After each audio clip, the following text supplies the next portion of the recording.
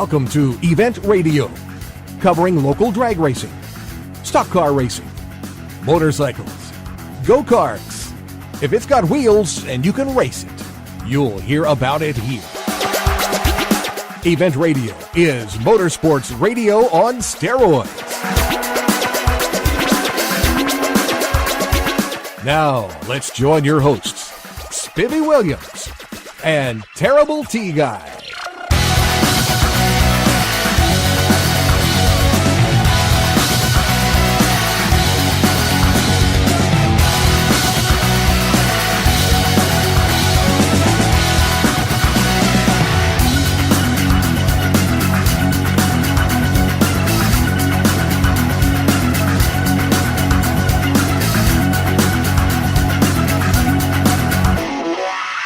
Well, guys, welcome to the next edition of Event Radio. This is going to be a very, very special show. We have a gentleman that's going to join us that knows all about the new motorsports park right across the road from the Corvette Museum. Guys, if you don't know where that is, it's real easy to find. When you're coming down I-65 or going north on 65, all you got to do is anytime you get close to exit 28, you see this big cloud of dust over to the right-hand side over there, and right going north, left going south. And that is the new racetrack that's going to be in Bowling Green, Kentucky. Now, when you're in Kentucky and you say racetrack, first thing comes to mind is Keeneland, Kentucky Downs, all of the Ellis Park, and especially Churchill Downs. The only trick with this racetrack, it's not horses, it's horsepower.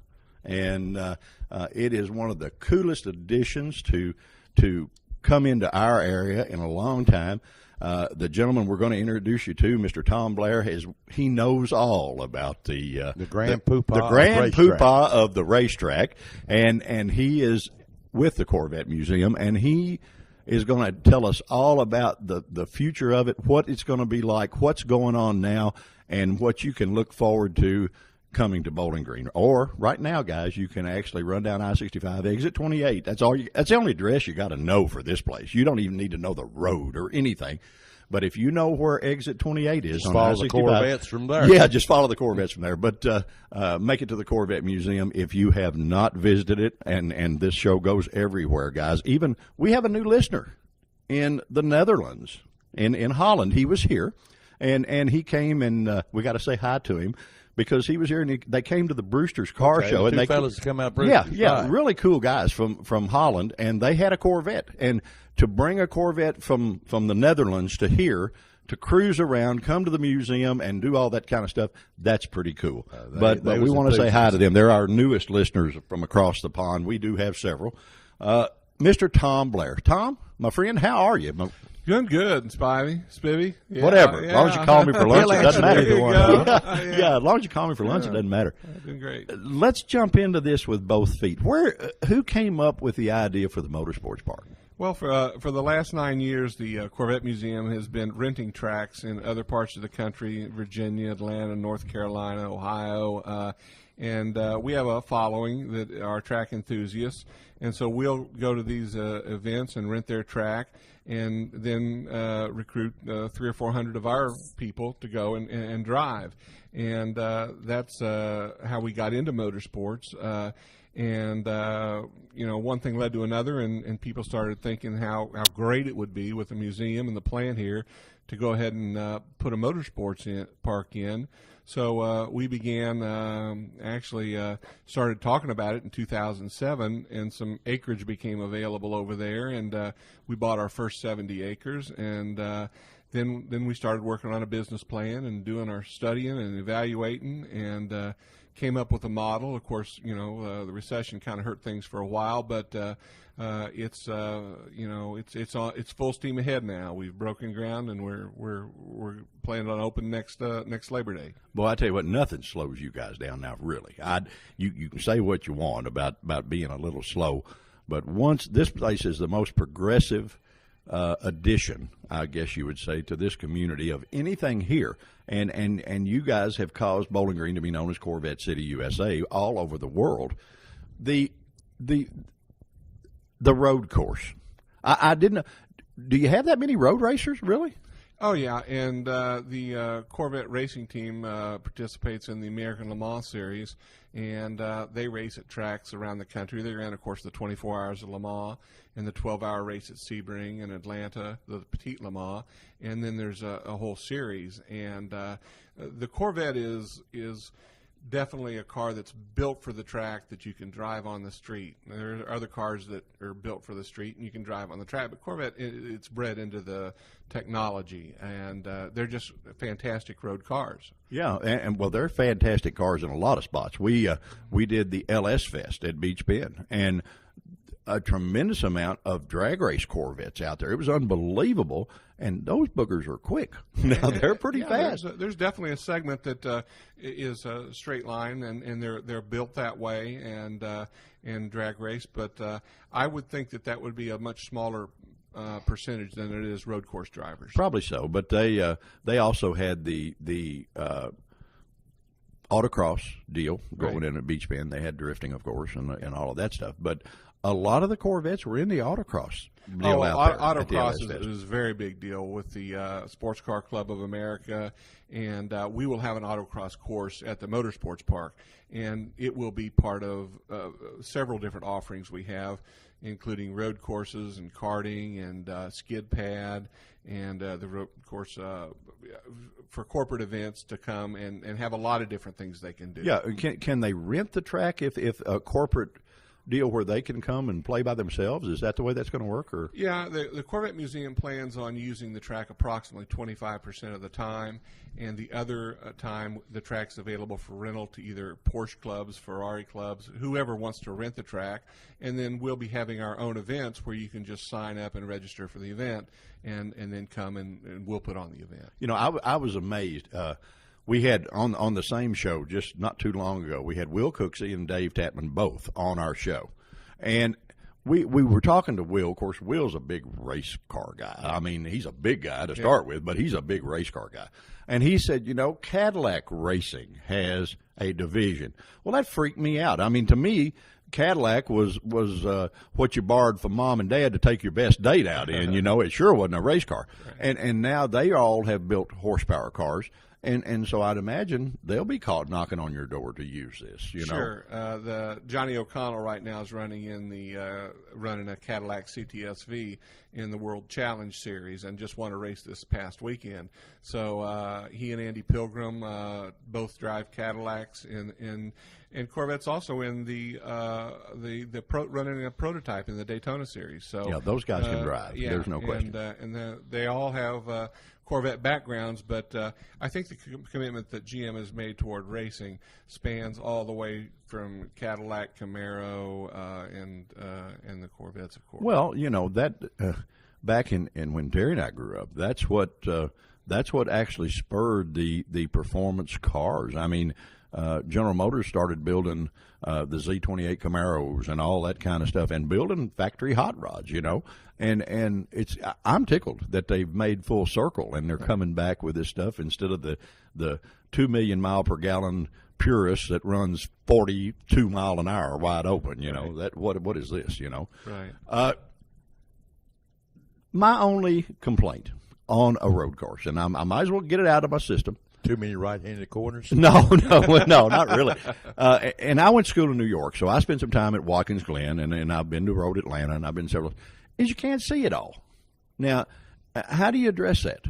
Well, there's different types of tracks. Some of them have substantial elevation changes, and for drivers that is a challenge without a doubt. But what you try to do is you try to provide seating areas that are elevated above the track surface, and there may be a time or two where you might lose sight of them. But what you try to do is you try to give your spectators as much opportunity to get to different areas of the track, almost like the infield at Churchill Downs. Right. Of course, a lot of times the announcer will keep everyone informed when they're on the other side of the track too. Sure.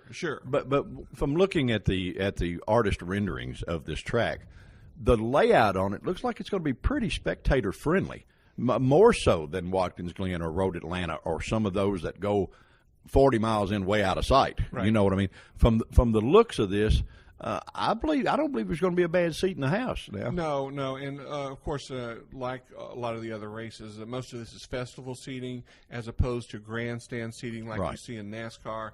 So we'll have two buildings that'll have elevated viewing areas, the control tower and the area above the garages. And so we've addressed the concerns, and we've even built some earth berms where there would be elevated areas where people could sit and watch races. So you're going to have vantage points around that people can go to. That's cool. Yeah. That's a cool deal, because you not only get your Nautilus exercise walking around, but you get to see cool points of the track and the way the guys are dressed. Now, there are some special corners built into this thing that I have heard about. Tell me about that. Well, one of the, I guess, important points in this, in 2010, the folks at Corvette Racing, which are very big supporters of the Motorsports Park, they decided that they'd like to get their engineers involved and replicate some of the corners from the 24 Hours of Le Mans track over in France. And while that is an 8-mile track and we have a maximum 3 miles, we couldn't replicate the entire course, but several of the key corners, the Mulsanne Straight, the Mulsanne Kink and Corner, the PlayStation Curve, the Porsche Curves, the Tetra Rouge, several really important parts of that track are replicated in our plans.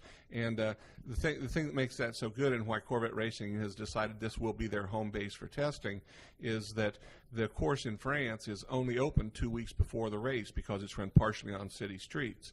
So they only get 3 days of testing, and it's just a couple hours a day. So here they can come, they can test their suspensions, their downforce, their aerodynamics, and really get some valuable testing prior to going to the race. And that should put on a much better race for the spectators when you have the time to dial the car in. Right. And put it to its maximum performance, then's when you put on a good show. And it's because everybody can do it, and then they're close. Right. You know what I mean? Right. Yeah, it's not much fun to watch one just run away. You know? That's true. Tom, I've been to I'm sorry, Spiel, but I've been to a lot of racetracks like maybe Watkins Glen, Barber Motorsports, Laguna Seca.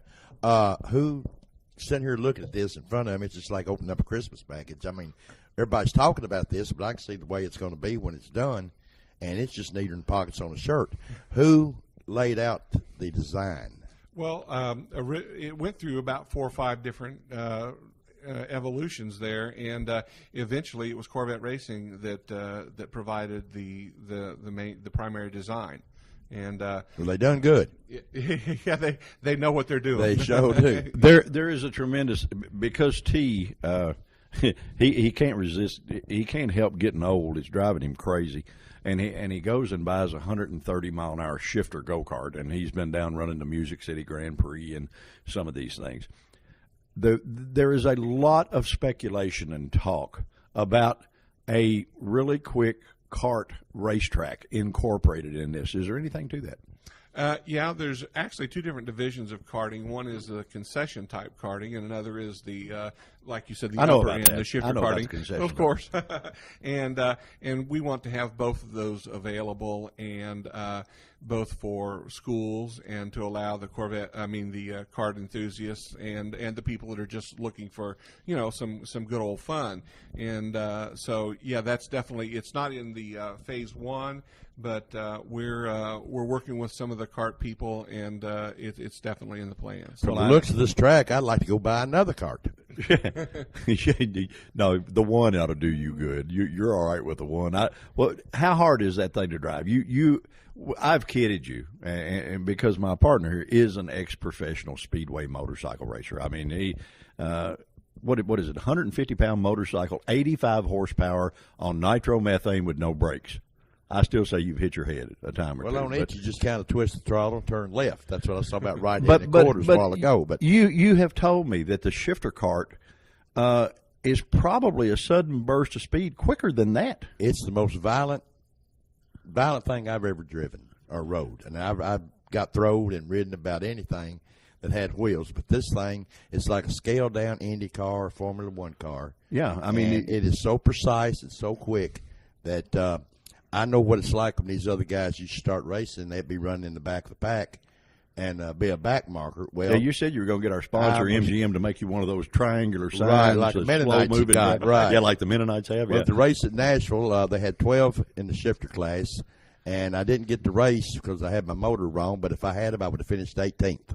Okay, all right. That's how good these guys are. Well, you know, and so many of your big guy road race guys, they started out in go-karts, and a lot of your IndyCar boys, they will all revert back to the go-kart. So I can understand where this is a natural fit for this facility. And I can also, with as many people that come and as many Corvette groups that come to the museum, where the concession karting would be cool too, especially if you call the guys like Amusement Products or one of them and you have all Corvettes made. Right. You know, that would be even, and they'll do that for you, by the way. Right. Well, you know, even if you're participating in a road course event, you still got downtime, and when you bring corporate events in, you want to be able to have something for them to do without standing around a lot and waiting for their next time on track. And so by moving them from the autocross to the skid pad to the road course to the karting, you've got a full offering of things to do. And some people may not take to the road courses. Sort of like a Baskin-Robbins 31 flavors. Oh, yeah. I don't know if we got 31. We haven't put skeet shooting in there. Well, no, we don't do that. It doesn't have wheels, you know. Yeah, right. But surprisingly, a lot of corporate America uses concession karting right now for team building events, for a lot of things that really work well for them. I know of course, I was in the business for a while, and we did a tremendous amount of that kind of stuff. So there again, you guys are pretty smooth. Well, we think we've what we're trying to do in the corporate hospitality area is give corporations an alternative to the golf outing or the casino outing or something. You know, we're giving them something new to do, and we think it's pretty exciting. A little more competitive too, isn't it? Well, it can be, especially if you play golf like I do. It's very competitive. You know, my deal is to see how many windows you can knock out at Heartland. But it's a situation that anything. Miss Vicky at the Tourist Commission is a dear friend of mine, and boy, are they excited with the additional tourism revenue, not only but the huge amounts of people that this will draw to this community. I mean, you guys got it going on now. Everyone in Bowling Green is very, very excited about it. Right, and we're even getting inquiries from people that are interested in opening satellite-type businesses, that, you know, race shops and travel groups and things that there's a lot of people that see a lot of opportunity. And, you know, we can only begin to guess what the economic impact will be, but we can say with a reasonable certainty that we're going to bring in 150,000 people just for track use. And then how many people they bring with them, or how much other economic activity it spurs, we can only guess. Well, I guess we can give you a little heads up that's something you may not know. Okay. And we're pretty good friends with the guys at the Kentucky Motorsports Hall of Fame. There is a rumor, and they're behind the scenes talking this, of perhaps sweet talking you guys into maybe a Kentucky Motorsports Hall of Fame building here, because they got a little help with a fellow you might recognize by the name of Danny Sullivan. Yeah. And the nice Domino's people. And the nice thing about all the members there, their sponsors have not gone away. Right. They're still there. Right. And to put in, like our buddy, all the Hayden family on the motorcycles. Right. You're talking Ducati. You're talking, like I say, Danny Sullivan with Domino's. You're talking all these guys that have got the big sponsors, that if it came time to build a Motorsports Hall of Fame, they would want their display looking really nice, so they could bring several dollars. Yeah. And that's the talk. Now, there again, everybody, there's a lot of talk, and that's why we wanted to sit down with you and get our listeners on track, so that they know a little bit about what's really going on. Right. Well, we are a museum, of course, and that fits right into what you're speaking about. And the Corvette Museum is a nonprofit educational foundation.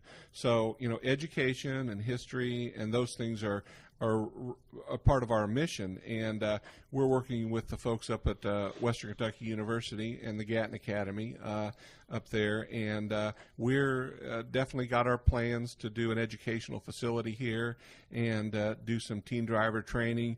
All those things are very important parts of the motorsports park, and it's not just about driving fast. It's about about education. Well, and that's a great safety. thing. We had a show where we had Mr. Barry McGuire on here that does the Car Crazy TV. And he said, guys, it really doesn't matter which venue you choose as long as you get young people involved in the car hobby.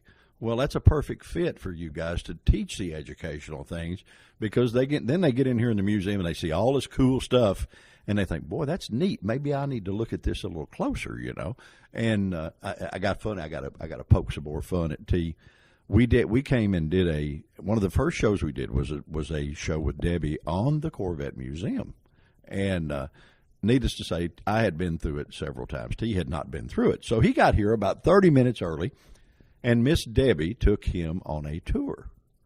I didn't think they were coming back. I was going to say, did they get lost? Yeah, I didn't think they were coming back, and I said, buddy, I tell you what. Your job is really hard. I mean, here this gal is probably one of the prettiest gals in the place, and she takes him on a private tour. You talk about feeling slighted, I mean, give me a break. I didn't know they had Corvettes in the place. Yeah, you just found that out when you came in today, didn't you, in the lobby? Yeah, boy. And of course, we found out she's getting married on us. I knew that. You kid her about it. Oh, you were kidding her. And when she did our show, she said, well, my boyfriend has to have a red Corvette, or I'm not even interested. So I guess that just shot out 10 million of them right there, Well, did you find out that two people can't fit in one driving suit? Yeah. No, I thought about it. Oh, you guys are terrible. Hey, y'all are terrible. Sitting here looking at the track layout again, getting back to it, it looks like this has got all kinds of good safety features. Like I say, a guy gets out in his Corvette and he don't want to crash it. It looks like it's got a lot of runoff areas. In case he was to make a mistake. I mean, I'm sure it's a great racetrack, of course, but is it safe? Or I'm sure it's safe to say someone loops it, they're not going to bang the fence right off the bat. It's sure a little more safety conscious to a street driver. And one of the things that is built into the track, we anticipate approximately 50% of our use will be motorcycle use. And so they have unique requirements for the type of curbing, the amount of runoff space, the type of runoff space, and not having vertical obstructions that they will hit if they go off the track. Right. So we have built in a lot of features. Sand traps, gravel. Sand traps, gravel traps. So although a lot of motorcycle guys, they would rather skid on asphalt than tumble through He's gravel. singing your song, isn't he, T-Bone? That's right. That's down my alley there, yeah. Well, Terry's very good friends with Nicky Hayden, all of those guys from Owensboro. And is there a chance of seeing that caliber motorcycle race here? Yeah, I think so. We have to learn to operate the facility and build our programming. We're not going to be a NASCAR model. That's not. I hope the not. business. We'd sleep through it. Yeah, well, that's not our market. Mainly, we're participant based, and also club racing type things. So like SCCA, when they put on their competitions where they run in different classes, and club racing for motorcycles. We'd like to think in the long-term plan that we could, if we're really thinking outside the box, attract a Camping World Truck Series event or something like that. I was thinking more like drawing the GP races from Indianapolis on the motorcycles to here. Right. Now, that would be a killer From show. the looks of this track, I don't see it being. I don't see any reason why not. No, I mean, this is a first-class facility, guys, and it's a shame that this is radio. And we will take a picture or two of these layouts and flash them on the screen on our archive page when this show gets to there, so you can actually look too. But this is a first-class. You guys didn't short anything. I mean, it's cool. Well, the thing about a track is it's got to be a good racing surface, and you've got to have the amenities that you need, because When people come and they drive a track, if they have a good experience, they're going to come back.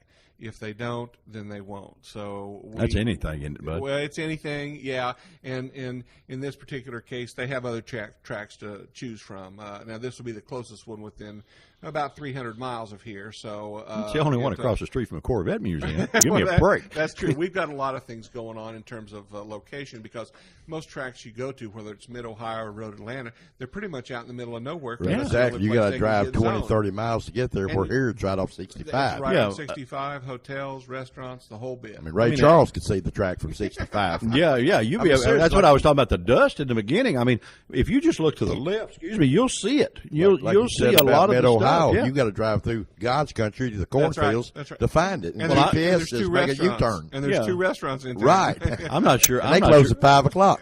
I'm not sure a GPS can even find Road Atlanta. It's so far out, This projection finish date is when now? Next Labor Day weekend. Wow. The museum will be having its 20th anniversary, and we'll have we think about 10,000 Corvettes in town that weekend. That'll be cool. And so to open the Motorsports Park and celebrate our 20th anniversary, and of course with the new C7 out, we're really expecting a lot of big things. Yeah, I was going to say something about that because I was kidding Dave Tatman at our earlier show, because they auctioned off a ride with him at that show in a new C7, and a 30-minute ride with the guys. If you don't know who Dave Tatman is, he is the plant manager of the Corvette plant.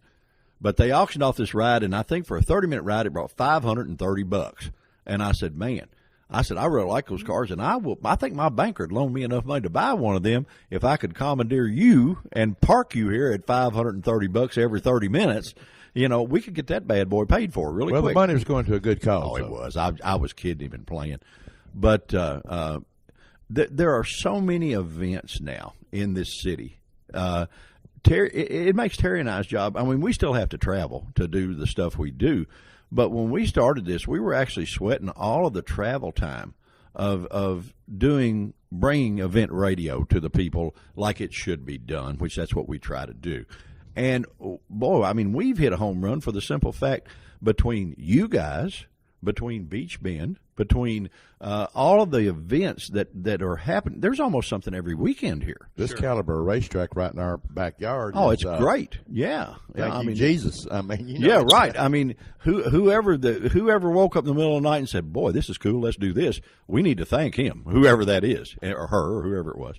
Put him in the White House. Yeah, there you go. We're expecting a big draw from Nashville as well, because there are a lot of people down there that a lot of your country music people own Corvettes, and it's one of the fellows on the Country Music Hall of Fame, Lon Helton, that has a radio show down there. He's on our board of directors, and so we are expecting a lot of business. If Lori Morgan comes up, can we come and interview her? She's got a Corvette. Absolutely. Okay, all right. I just thought I'd ask. She's a pretty girl. No, that's 2 in the one driving suit there. Yeah, there's 2 in the one driving suit. Y'all are crazy. This is supposed to be a sane deal. Y'all are crazy. We couldn't be sane. That's why they call us motorsports on steroids, right?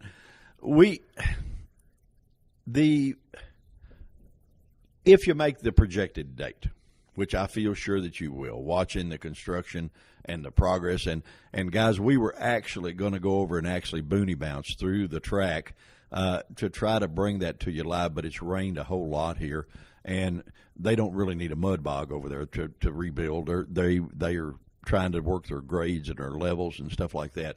So we elected to do it from pictures. But, man, this is exciting. Now, daggone it, this is exciting. To me, very. Yeah, I think I really think, although the community is 100% behind it and everything, I really think until it opens, they won't really realize just how significant it is and how much it's going to bring to the town. Oh, I think you're right. Well, that's sort of the way they felt about the museum when it started. I remember it started on a little bitty inside at one opening in a shopping center on Scottsville Road was the beginnings of the Corvette Museum, and everybody thought, well, yeah, okay. And now we fast forward to today, and you come and you walk in this facility. This is absolutely gorgeous.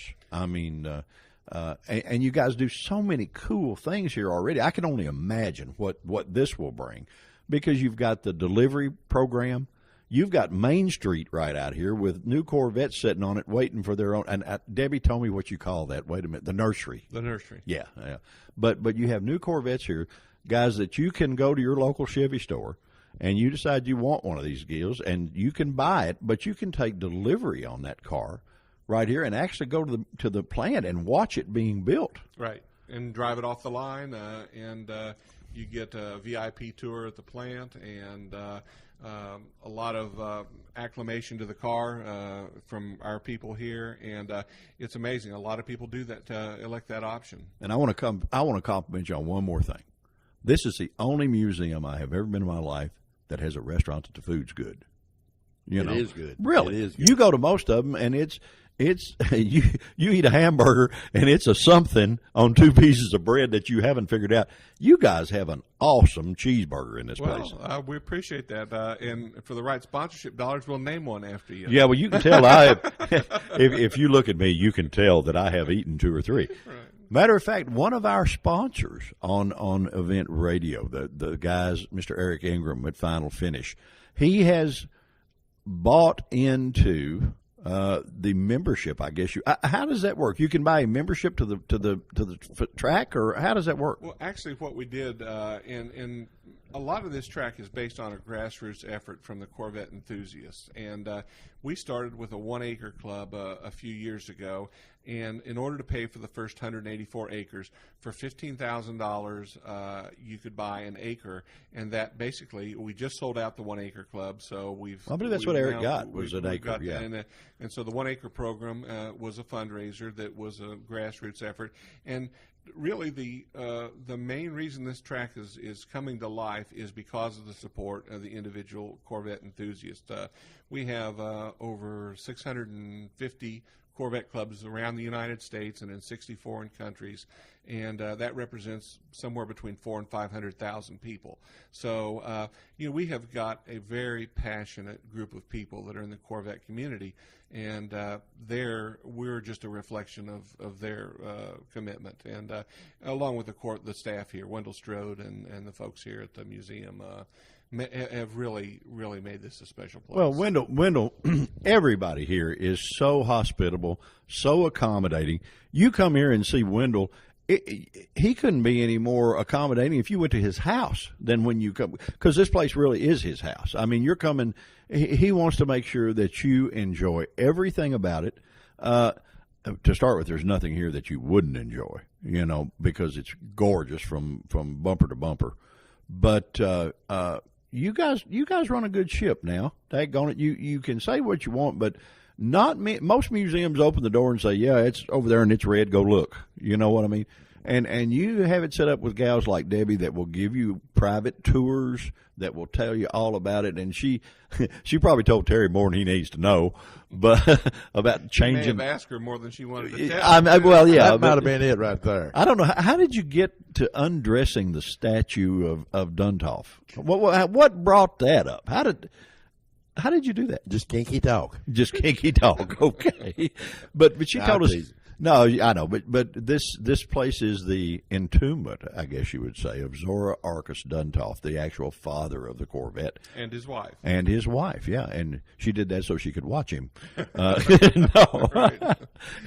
but they have a statue, and Debbie said that she actually designed how it was to be dressed. Is that correct? I don't have a lot of information on dressing or the exhibits, but if she says it's so, I'll go with her. Yeah, she's right. I believed her. Yeah, you would have believed anything. She had you convinced that the thing was a lookout tower around here. The yellow deal was a lookout tower, and you said, yeah, it sure is. I can tell that it is. It's not. It's not? Right. Big plans for the museum that nobody knows about? We did our last major expansion in 2009, and there's always rotating exhibits coming in. We're looking at doing a NASCAR exhibit. Sure. Right now we've got a motorcycle exhibit, and a lot of times these rotating exhibits come in for 3 or 4 months at a time. And you had country music stars exhibit country cars. music stars.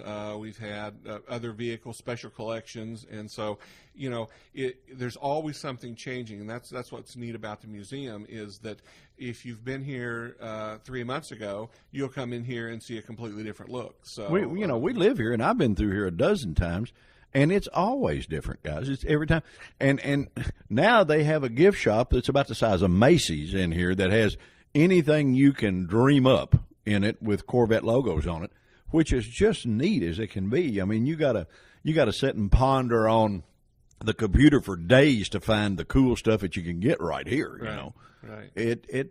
And they offer the online store as well. So, I mean, you can order it from the Netherlands, guys. If you need a new shirt, you call, and if they won't ship it to you, we'll come out here and get it for you, and we'll ship it to you. But they'll ship it to you. Don't worry about that. I think that one of the really neat things that I like is that you guys are so community involved. I mean, you realize you live here as well as work here. And that's a big deal as far as the community goes. Yeah, and sometimes it goes a little bit unnoticed, but Debbie and her staff, they put on so many educational programs starting from the pre-kindergarten, the vet camp, on up through special exhibits that we have for the kids, up through middle school and high school, and with our driving simulators that we do our own teen driver education. We like to take what we call the cradle-to-grave mentality. We like to start them young and teach them right and make them a part of it. Well, and help the community. It's working. Well. It's working. It's working. Plus, it makes them safer drivers when they get in the real world. With a doubt. The Corvette lifestyle, and boy, it sure changed from when I grew up. And the wave deal, and you guys wear each other out, stick your arm out the window, waving at each other, and I think that's a cool thing. But there are so many people now that are getting into it, and it's a little bit older crowd. I guess that they wanted to have them as kids, and now they have the financial ability to be able to have them. And boy, they're just having too much fun. The fun police will be here any minute. You realize that. Well, this new design of the C7 Corvette, which has gotten rave reviews in all the automotive magazines, and it's so sleek. It's got the redesigned rear end. They're even making a track version of the car that has special enhancements like rev matching and some other features that us track rats like to use. But it's international. It's got a youthful look, and all of that is geared toward getting a younger demographic and a more international demographic. And well, it's a good-looking car now, guys. It's beautiful. It's absolutely beautiful. All right, let me ask you something. You guys have raffles, and you actually raffle off Corvettes from here, and I'm sure it makes some museum money, and it should. But have you done a new C7 yet? I think the first C7. I think we have done one C7, but we've got a couple. 2013, I think, a ZR1 and one of the 2013. But we have, we're like every dealer. We're fighting to get our allocation for cars to raffle because guys, if you're at so the many plant, pre-orders. If you're at the plant listening to this, you might ought to step up. I mean, you got your market out here wanting really bad what you make, so. Keep them overtime for a couple of days or something, and knock out a few more because it takes a long time to build one car because there's a lot of that car that's hand done. Absolutely. And now we'll have the engine building facility, coming to town to build the performance engines. And I'm an old race car guy. You don't need me over there. That might not be pretty. My motor in my Corvette would go really fast, but it might not last very long. They don't allow handbags over there for you can't bring the stuff to put in it. You can't take anything with you. Oh, okay. But boy, that blows that deal. We always have such a good time, and we feel right at home when we get to come out here and do these little shows. And this is our first one with you, and we appreciate more than you taking the time out of your day to spend with us on Event Radio. We're excited. We're looking forward to the racetrack, and it being horsepower and not horses, because everything in Kentucky is supposed to be horses, right? But we're looking really forward to it. And guys, go online to CorvetteMuseum.com, and you can see everything. You can look at all the pictures, and I'm sure you have a progress, as you progress deal on there, don't you? Sure, and even beyond the museum website, the Motorsports Park website is motorsportspark.org. Okay. So if you want more specific information on timelines and track days and what we're doing and what we're up to, the motorsportspark.org website will be the place to go. Well, I'll definitely be wearing that out. Oh, well, no doubt about it. We just may come out and just park across the road and watch, This has been fun, guys. We really appreciate it, and thank you so much for joining us and enlightening all of our listeners on the Motorsports Park. We're excited. I mean, it's great. Definitely made my day. Oh, yeah. Well, you're welcome anytime, and we want you to come out and visit and bring your friends and families, and we got something for everybody. Okay, we're going to see just how fast our golf cart can go through there. You'll have to put the clock on us. We'll do see. a parade lap for you on that golf cart. All righty, guys. We got to stop just a minute here and pay a tab, and we'll be right back.